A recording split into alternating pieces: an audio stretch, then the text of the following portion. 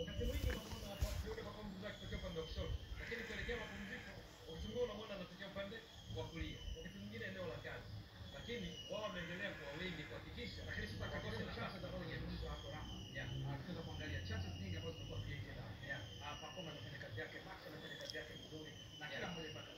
Lakini chances ambazo zinaonekana ziko katika umaliziaji kwa Kandalo zimekuwa si mara 3 mara 4 amepoteza nafasi. Licha ya ubora ambao umezungumza katika safu ya ulinzi. Nini ambacho kimekuwa kikimpa na kusema huo wasiwasi au kutokutulia kuweza kuweka mpira wao? Utulivu. Hilo neno litumilo la kutulia linahitaji utulivu. Sababu huko mpira mmoja wapo ambao lau kama angefanya jenge kidogo angeweza kufunga, lakini akampigia kipa alipokuwa yupo. Kwa hiyo ukiondoa zile sifa nilizosema za ulinzi za Songea United, lakini pia na utulivu.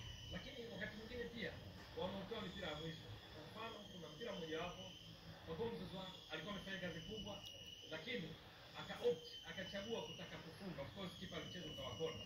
Kwenye eneo ambalo yeye alipopiga ilikuwa ni karibu sana kwa sababu kipa alikuwa amebana karibu na post. Pengine angepiga vipa kama ambayo ilikuja kuzaa bao kwa mpira unaonekana kama kutoka nje, wenzake angeweza kutumia hiyo nafasi. Kwa hiyo wakati mwingine pia ni maamuzi ya wachezaji wa Yanga kwenye eneo la kushambulia katika mpira wa mwisho pia yamechangia pia kumsaidia golikipa